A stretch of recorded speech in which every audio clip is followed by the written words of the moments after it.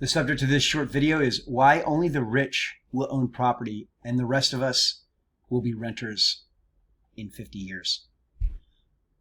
Everybody, my name is John Howard, and I've been doing a lot of videos recently on real estate. There's also a lot of other areas I covered, but as I said, that is the subject of this video. And the reality is that the middle class was, you could say, never supposed to exist, or you could say it's kind of an anomaly, right? And we're actually watching the middle class disappear before our eyes. Here is a sobering reality check. When home prices surged between 2010 and 2020, 71% of that wealth went to high-income households. 26% of that wealth went to middle income, and just 4% of that wealth went to low-income families. This isn't just inequality, it's wealth systematically flowing upward. I don't really know if I like the word systematically. It's just wealth naturally flowing upward. Some historical context is that for centuries there were only two classes: the rich property owners and then the, let's say, lower income renters, right? The post-World War II middle class was a historical anomaly. It's a perfect storm of returning soldiers with savings, women entering the workforce, mass housing construction boom, and government-backed low-interest loans. In the 1950s, a house cost 2.2 times the size of median household income. Today, here we are, 2025, it's 5.6 times annual income, and it's climbing. There are 4 filters locking out regular buyers right now. I'm here in Los Angeles in Southern California, so it's a little bit of a different animal. Real estate's very high here. It also is arguably high in the rest of the country, right? But number 1 is artificial scarcity. Zoning laws restrict 75%, and this is just in Los Angeles. Zoning laws restrict 75% of LA's residential land to single-family homes, to just only single-family homes. These protective regulations deliberately limit housing supply. Number 2, population pressure. We've grown from 150 million people back in 1950 to 340 million plus now. I think it's about 347 million Americans. We can't really say all competing, but a lot of people in this country will compete for homes in job-rich cities. And this is all while household sizes shrink from 3.5 to 2.5 people. And that's obviously natural because it's a lot more expensive to live now.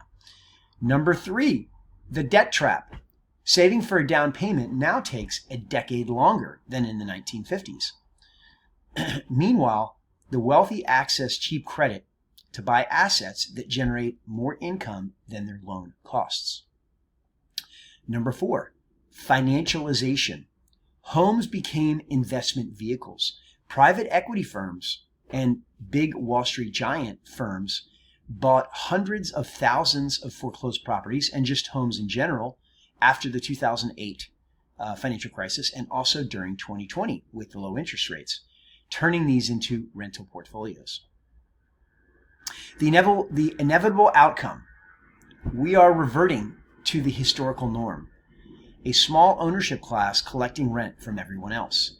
First-time buyers dropped from 50% in 2010 to 24% in 2024. So, what are the 2 options for the average individual that wants to become a homeowner or a property owner? Number 1, you can change the game. Push for zoning reform. Push to tax empty speculation properties and create shared equity programs. Or, number 2, you can play the game. Build wealth fast enough to join the ownership class before you're permanently locked out. The middle class homeownership dream isn't dying by accident. It's being dismantled by policies that benefit existing wealth holders. The question is, are you going to be on the winning side or the losing side of this potential reality, which could be called the greatest wealth transfer in modern history? So how about you? What's your strategy, for this potential new reality? I mean, are you going to consider doing investment properties? You're going to just buy a home and go live in it? Short-term rentals, long-term rentals, medium-term rentals, fix and flips, wholesaling, transactional? What are you going to do? I've been doing most of my content lately on real estate. And, the reason why is for myself. Actually, for the last 2 decades, I've done short and medium-term furnished rentals. And I'm certainly very glad that I did those for a number of reasons. What I'd like to say is that during those last 2 decades, I also launched and operated 4 different businesses, which all became 7 figures or more per year. And all, alongside of that, I, owned and or operated 5 different short and medium-term furnished rentals. And the reason I say all this is because it's very possible to do alongside of a demanding career. In fact, if you're someone that, or anyone really, if they're a high-income earner, I realize that's not most people, but the high-income earners are really the best suited to become real estate investors because they can get a mortgage easier than anybody else. But you don't have to necessarily be a high-income earner. If you don't even have good credit or if you don't have a lot of money, you just have to find partners, right, to actually go in on the deals with you. So anyway, I've done the short and medium-term furnished rentals, obviously, for a long time. And one thing that's beautiful about it is, fast forward to now, it's about a $3 million, portfolio.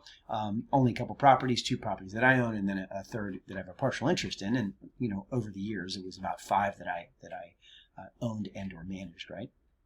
And, on average, it generates between $12,000 and $40,000 per month, and then, pretty much at least a few months a year, I'll have months where it's 20,000 or more in booking revenue. So it's, certainly something that has been consistent and also has grown over time, which has been, certainly very nice. And all the while, one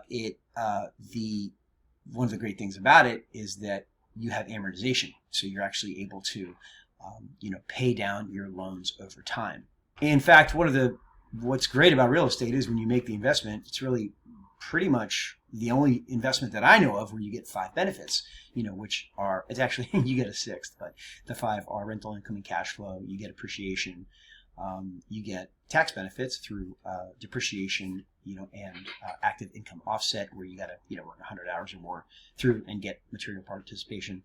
And then you get the ability to borrow against the equity in the property. And then the last one you get is the benefit of amortization. So of course you have to have a good loan. Like in my case, thank goodness it's, I've got 30-year, 2.875% 30-year fixed loans. So those are obviously wonderful and they're great, and time does its thing, right?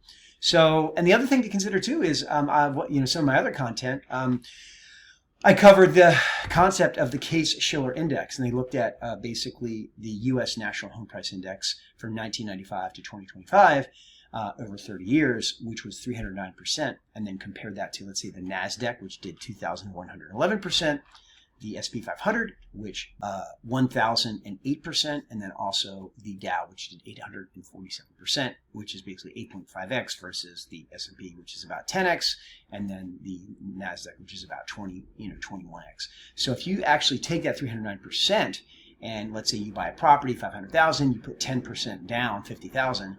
That 50,000 actually is a 3,009%. So it beats the NASDAQ over 30 years by 10x, and that's just appreciation. That doesn't factor in tax benefits. It doesn't factor in all the rental income and cash flow. And again, so one of the things the main thing that I do with real estate now is medium-term rentals. So with medium-term rentals, it's way higher income than average income. If you actually average that out, not average, if you actually take a sum from that for over, let's say, those 30 years.